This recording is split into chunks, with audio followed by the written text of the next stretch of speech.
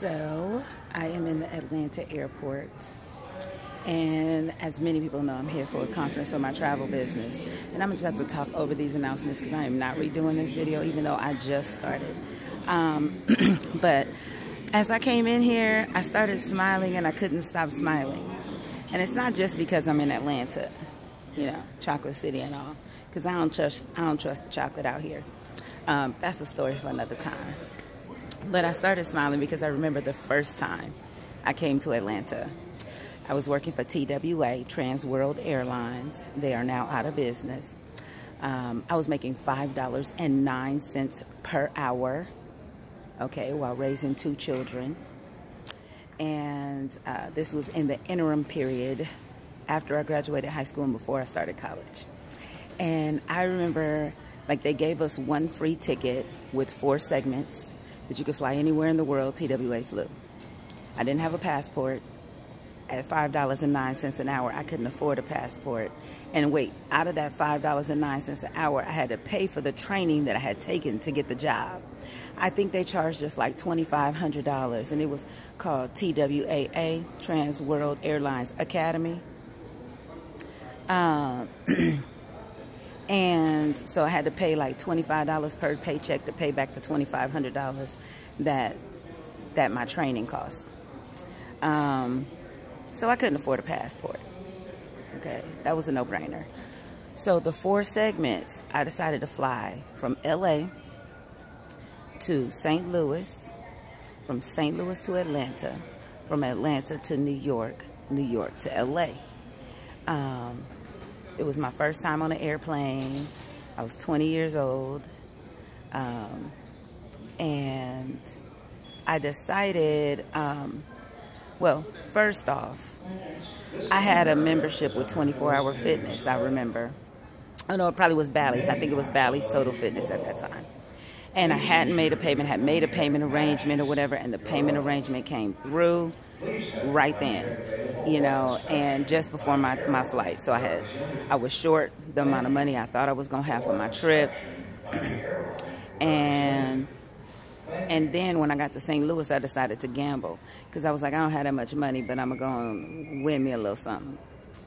And this was all in the days before cell phones and before, it's in the 90s, before cell phones, before internet was popping, you know. So I didn't have a computer at home. I didn't have access to the internet. I couldn't check the prices for the hotels and stuff.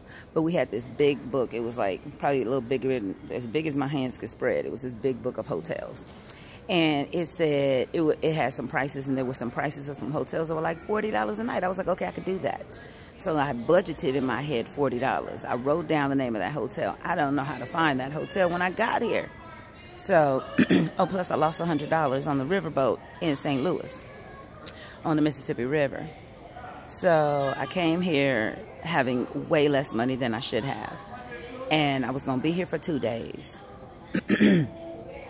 So I didn't have enough money to check into a hotel the first night because I got here late in the evening, I don't know, 8 p.m. or something. And so I wasn't going to pay for a room 8 p.m. So I spent the night in the airport the first night. And I remember just walking back and forth around this airport, and like guys were trying to holler at me and stuff. And I mean, because like, of course, like why wouldn't they be? Anyways. And I remember going to sleep. There was like one guy who was talking to me, and I was like, I'm going to take a nap right here. I don't even know if I told him or if I just fell asleep talking to him. I don't know. But I sat down. I fell asleep on one of these benches. Something like that. My arm's getting tired. I didn't know I was going to talk this long. I remember sitting down on one of these benches, and I woke up, and there was one guy on one side of me and another guy on the other side of me. And like the other guy on the other side of me was trying to holler at me too.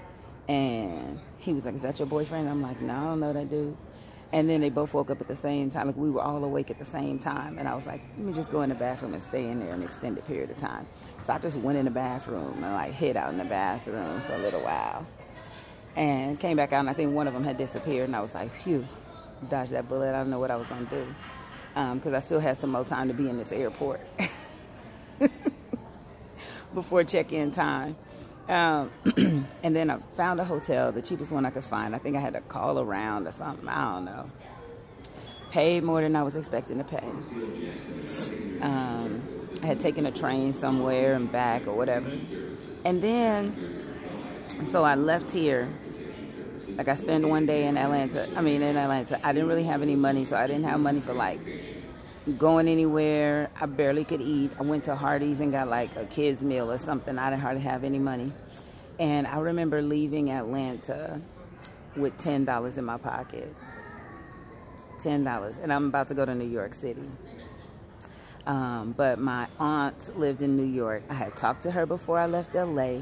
She said, yes, I could come and stay with her. She said she could pick me up from the airport. I had just asked her for her address. I was like, I just want to stop by and see you while I'm out there. She was like, oh, no, I will come and pick you up. And so this was my stepdad's sister, but I loved her. I love him, but I loved her. And so anyways, I call her. I had it was like $2.50 or something like that from the payphone to call her in New York. But I called her when my plane was boarding. And I said, we're boarding the plane right now. They're waiting for me to get on the plane. We're going to be there at 11:30. So she was like, okay, got it, 11:30. I get to the airport. I think we even landed like 6 minutes early. So in my head, it's like 11:24, not 11:30. We actually landed. So I get there. I'm waiting because I'm like, okay, my flight got here a little early. I'm waiting. And I waited like an hour and didn't see her. So then I go to the payphone. Only got $10 left. And I make a call. It's going to voicemail. She's not answering the phone. And I'm like, I don't know what to do. After waiting until 12:30, I left. I had a whole lot of baggage because, of course, I overpacked. And so I go hop on a train. And I'm like, I'm going to just go get on this train on the subway. And I was listening to my Walkman. And at some point, I was like, I'm going to get off this subway when this song is over. So that song was over. I got off the train. I was in like downtown Brooklyn. I don't know if that's a thing. I was in Brooklyn. It was dirty. Okay? There were people asking me for money. I was just like, oh my God, I'm walking with this luggage. And, you know, they require us to dress up when we travel for the airlines. So like, I'm dressed up. I got on my stockings. My stockings are sliding down. I'm like, I don't know what to do with life. I ain't got no money hardly. I'm gonna spend like $3 to take the subway of the $10 I had when I landed. And I'm trying to like figure out life. And folks are asking me for money. Oh yeah, and I have a paper ticket because that was before e-tickets, right? So I have a paper ticket. And if I lose my paper ticket, I have to just pay for a one-way ticket. And they had warned us that, and I was terrified of something like that happening. So anyways, I found the most decent looking person I could find. I was like, how do I get the subway going back to the airport? And they pointed me across the street and down the street and something, and I was terrified, and I was like, I hope they're giving me the right directions, but I don't know. But I took it, got on the train, ended up back at the airport, just hopped on the first plane, and came back home to LA. When I got home, my grandma's telling me that everybody was worried about me and all this stuff. And then I called my aunt to let her know I made it. She talking about what she know that flights are always late. So even though I called her from the airport and said my plane was about to leave and it was going to be there at 11:30, she knows that flights are always late. So she left her house at 11:30. Got to the airport at 12:30. And went to American Airlines instead of TWA. And so, anyways, that was my first adventure in Atlanta. My first adventure in New York. Didn't really get to see the cities at all. I've rented cars. I've been here in Atlanta many, many times for conferences, visit friends, whatever. You know, so ain't nothing new. I'm here today to learn how to make some more money.